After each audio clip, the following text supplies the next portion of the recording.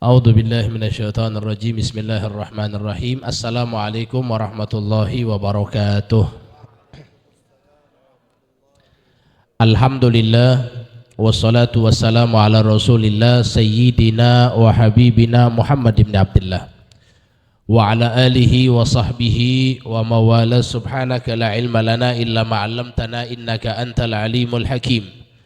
Rabbi syrah li sadri wa yassir li amri wa hlul 'uqdatam min lisani yafqahu qawli wa hdi qalbi wa saddid lisani bihaqqi sayyidi wa habibi Muhammadin sallallahu alaihi wasallam.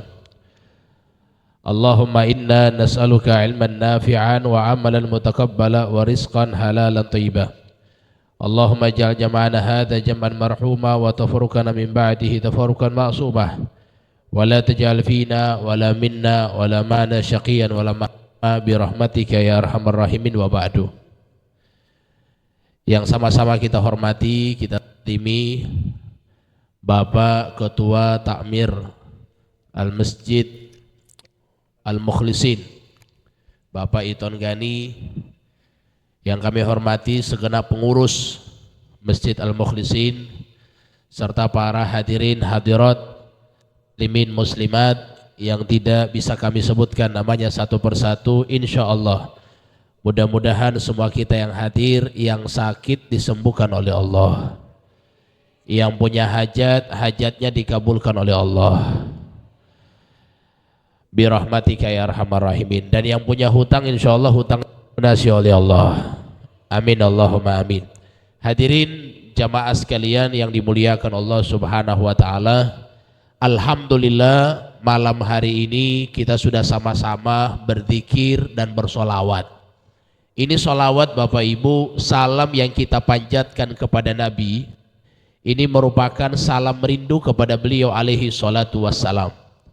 Bayangkan Bapak Ibu kalau kita sebut misalnya ya Nabi salam alaika, itu kita sudah mengucapkan salam kepada Nabi. Dan Nabi itu yang menyampaikan bahwasannya menjawab salam itu hukumnya wajib. Menjawab salam hukumnya apa? Wajib. Nabi yang ajarkan, masa Nabi bisa melanggar? Jadi kalau seandainya kita ucapkan salam itu mengucapkan salam hukumnya sunnah. Sedangkan menjawab salam hukumnya apa? Wajib, wajib kifayah. Nabi yang kita ucapkan salam berarti yang dengar Nabi besar Muhammad SAW. Beliau kita salam kepada beliau khusus. Maka mustahil Nabi itu tidak menjawab salam kita. Maka satu persatu nama kita dijawab sama Nabi waalaikumsalam. Belum lagi ditambah sama Nabi warahmatullah.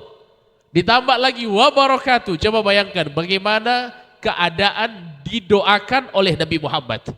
Jadi kita ini satu persatu didoakan sama Nabi Bapak Ibu.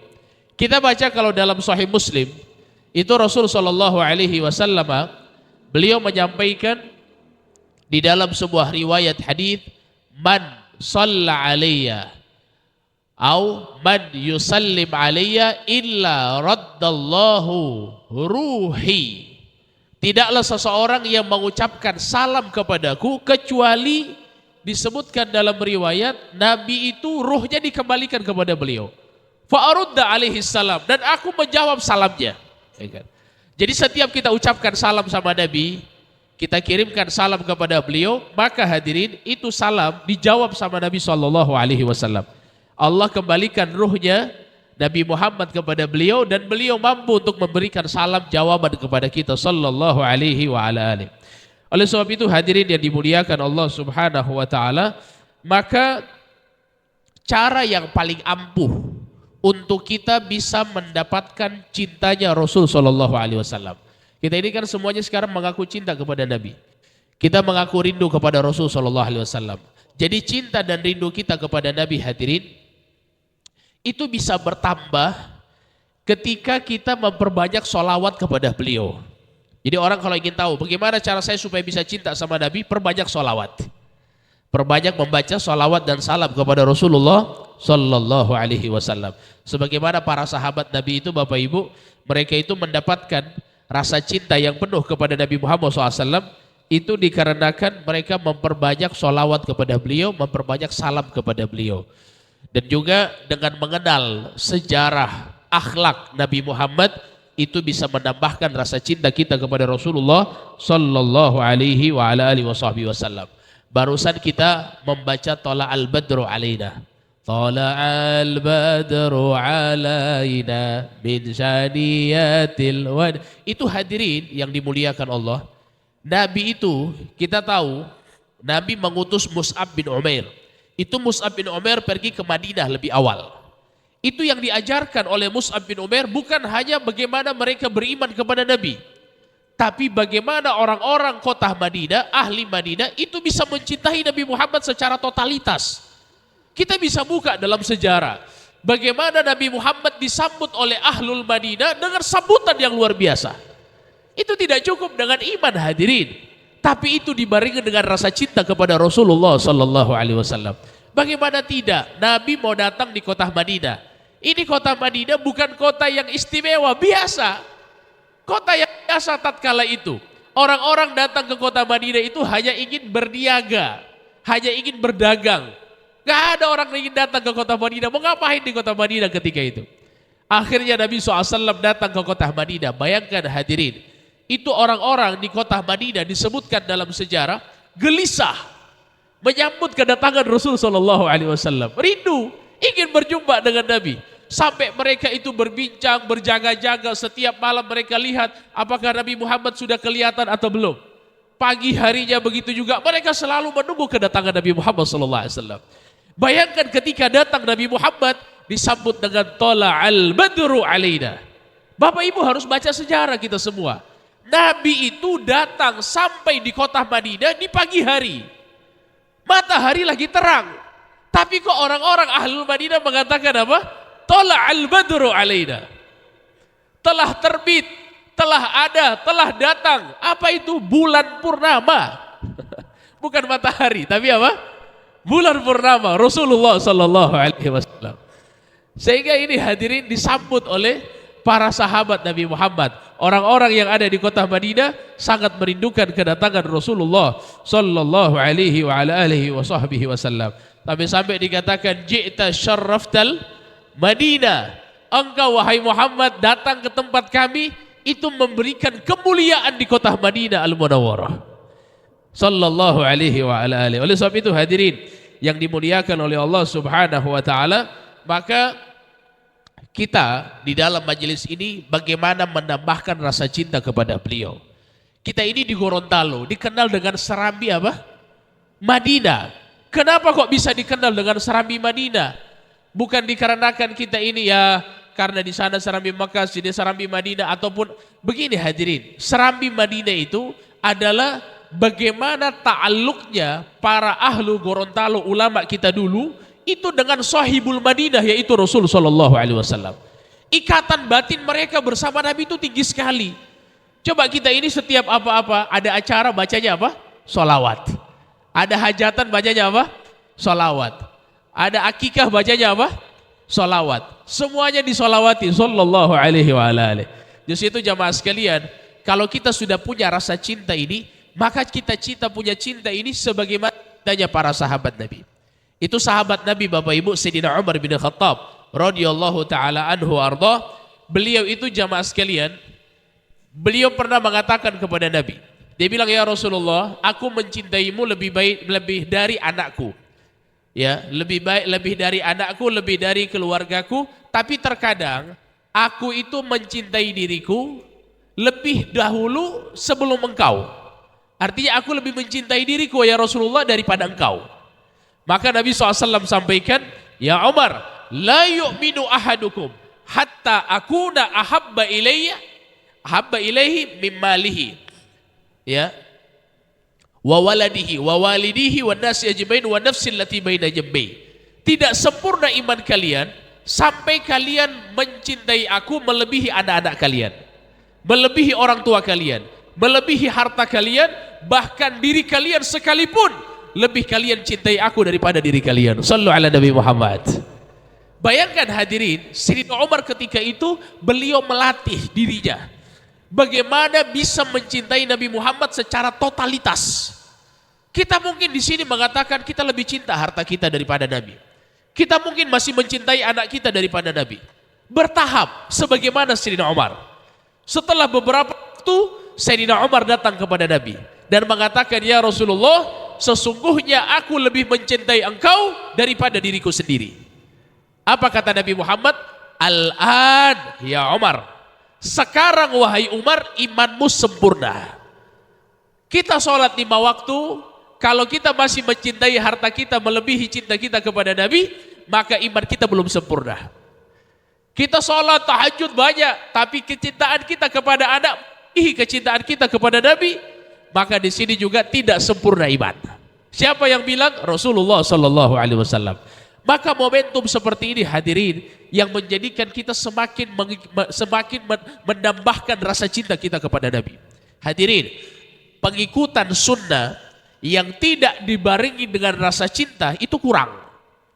Sahabat itu Bapak Ibu mencintai Nabi itu hadirin mengikuti Nabi yang dibarengkan dengan rasa cinta. Ada orang enggak mengikuti Nabi tanpa rasa cinta? Ada. Dia ingin mengikuti Nabi supaya dapat apa? Dapat surga.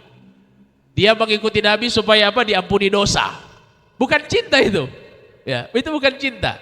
Tapi sahabat Nabi, Bapak Ibu tahu, sampai dalam hal makanan seperti Sayyidina Umar ibn al-Khattab.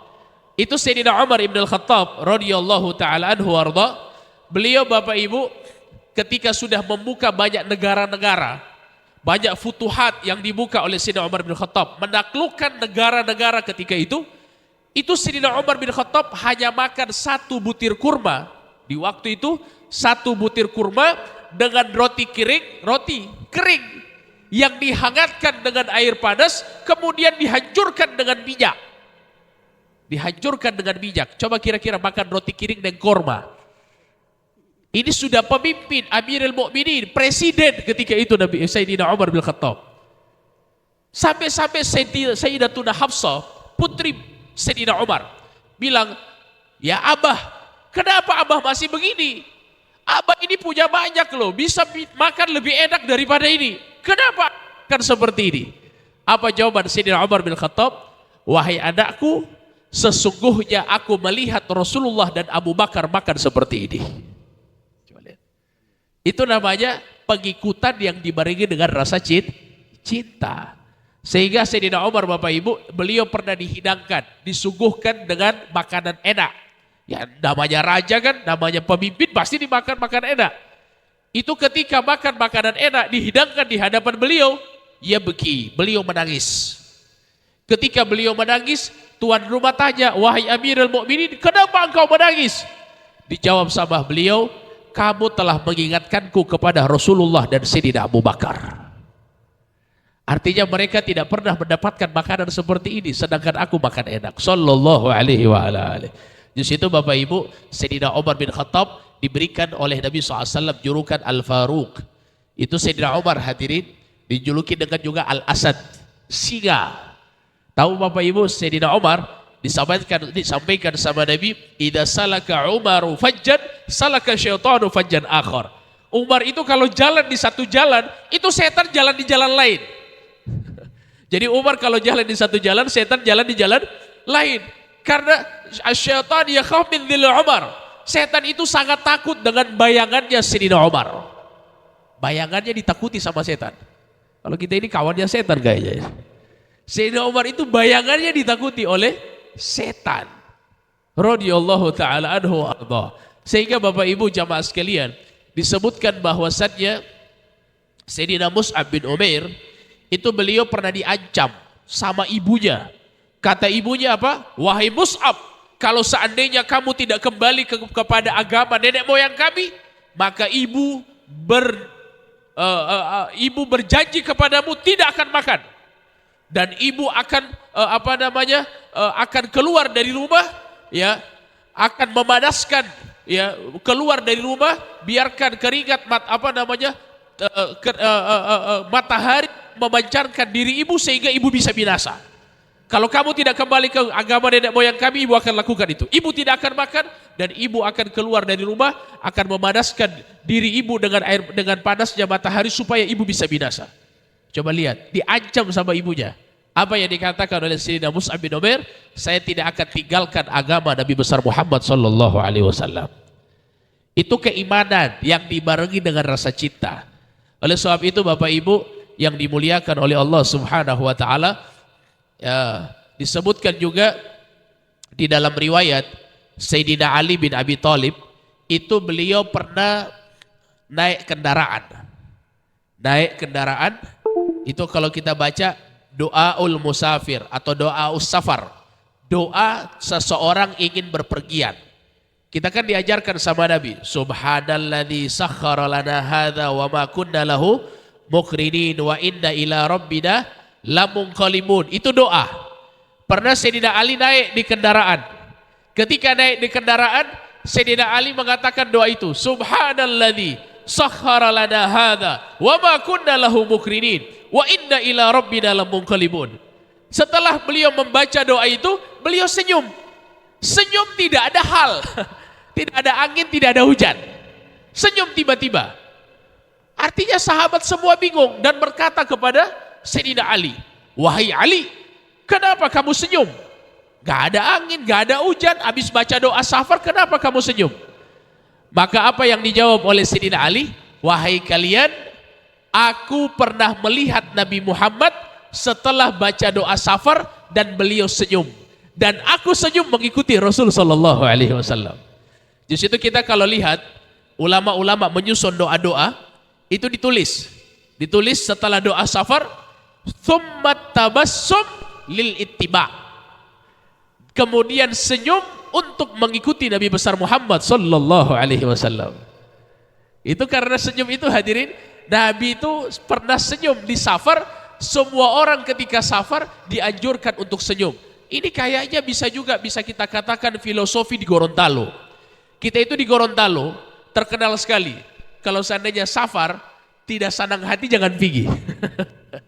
Tidak senang hati jangan pergi. Kenapa? Mau jahat hati. Kalau marah-marah di jalan jangan pergi. Iya tidak? Kita pernah dengar orang-orang tua sering bilang begitu kan?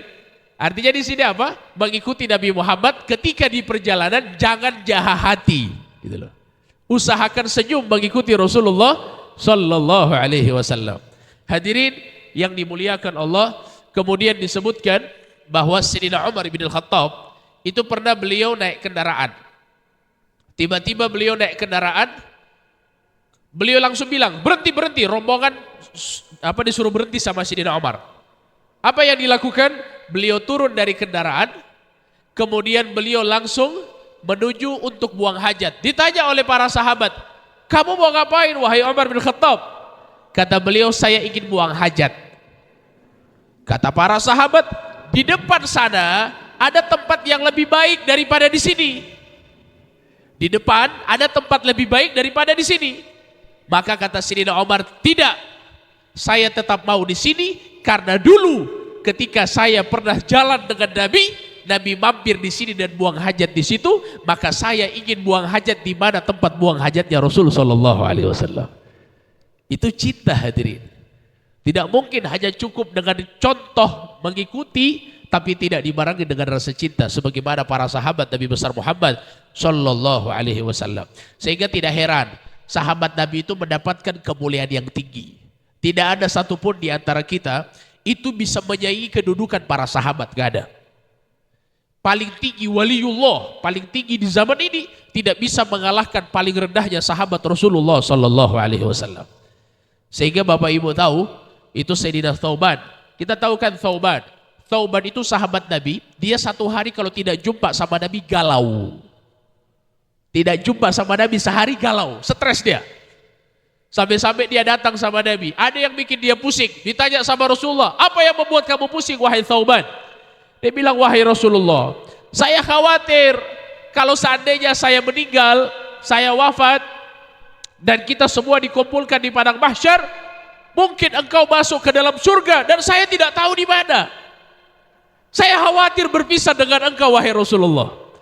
Kalaupun seandainya engkau masuk ke dalam surga, maka surga saya dengan surgamu itu sangat jauh.